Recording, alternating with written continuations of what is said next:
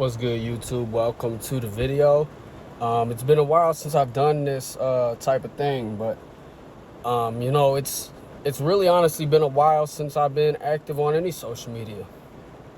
Um, a lot of things in my life has happened recently, and y'all probably didn't even know I got a haircut, but I cut the hair off. I've been kind of going monk mode, man. For those of you guys that don't know what monk mode is, basically I went off the grid, went off of social media, wasn't talking to nobody really, only really close friends. Wasn't really active on YouTube. I was just hitting the gym and working. A lot of times I was out of town. Wasn't chasing no women. I was on monk mode, man. And what did I learn from monk mode? Being on monk mode about a month and a half. I think I did one video, but this whole time I haven't posted anything, probably 2 weeks, 3 weeks. What did I learn while in monk mode? What you do doesn't matter. You're not missing out on anything. You're not missing out on anything. All your friends are going to parties. All your friends are living it up. You see all these viral things on social media. I wasn't really on social media. The Queen died. What's his face? PNB Rock died. You go on monk mode for a month, 3 months, 6 months, a year. You just stay off the grid, grind, keep your head down, do your own thing.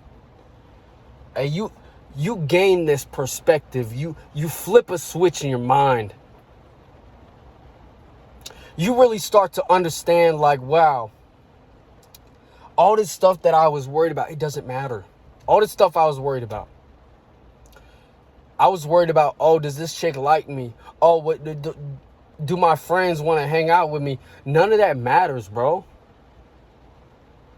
Because when you're in monk mode, you're going to work, you're getting your money, you're saving your money. You're not going out every weekend. You're not partying every weekend.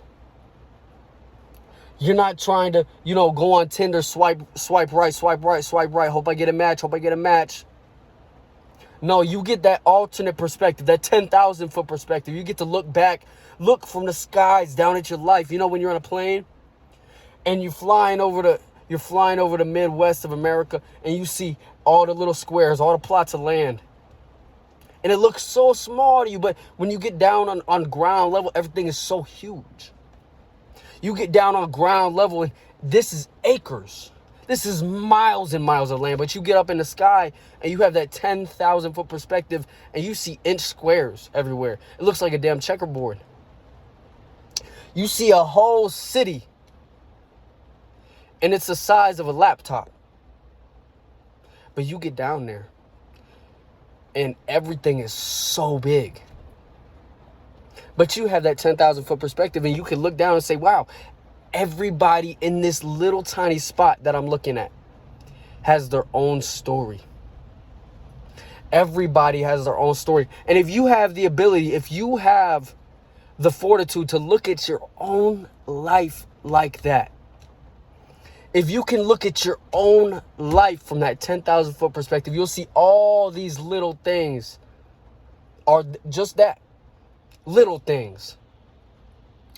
All these things that you think are super big. Oh, I got to get a nice ass car. No, you don't. No, you don't. Because here's the deal.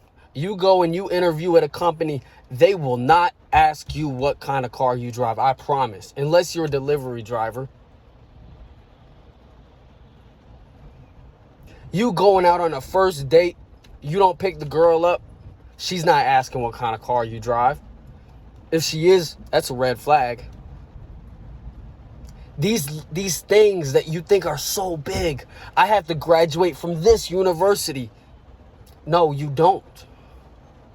You get that piece of paper, that opens the doors. It doesn't matter if it's from a community college or if it's from Stanford, or if it's from Harvard or Yale. Nobody cares. In the grand scheme of things, nobody cares.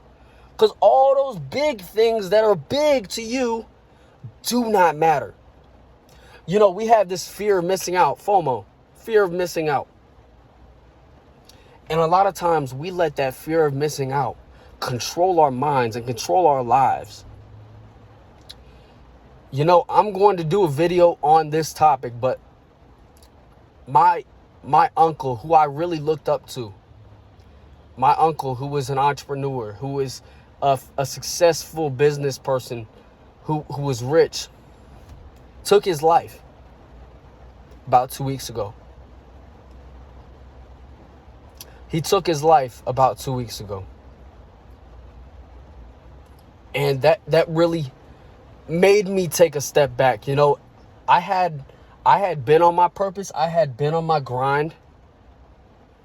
But I really had to remove myself from myself, if that makes sense. I had to take myself out of the street, put myself in that plane and look down at my own life, proverbially. I had to gain that 10,000 foot perspective. And it took a tragedy for me to understand that. What's it going to take for you? What is it going to take for you? Do you have to lose somebody you love? Do you have to get dissed by, you know, your best friend that you thought had your back through everything? That happened to me. Is it going to take your girl cheating on you and telling you, well, you was never no good in the first place? That's happened to me. I'll tell you what, that type of thing will definitely do the trick. That type of thing will definitely open your eyes up at least a little bit to let a little bit of light in, so you can see what's really going on. But this life that we live, you know, we only get 30,000 days on this life. We only get so many days on this planet. Don't waste them. Gain that 10,000 foot perspective. Look at your life from a different view. I forget who said that, but you're on Tinder all day, swiping left and swiping right. If you look at your own life, you look in the mirror.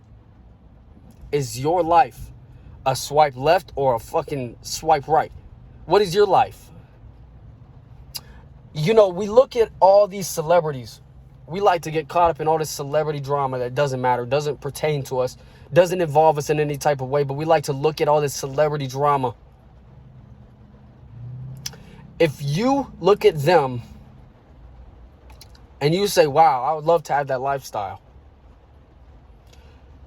Now take that same mindset. Look at your own lifestyle and say, would other people look at my lifestyle as an end goal? If not, you got to keep improving.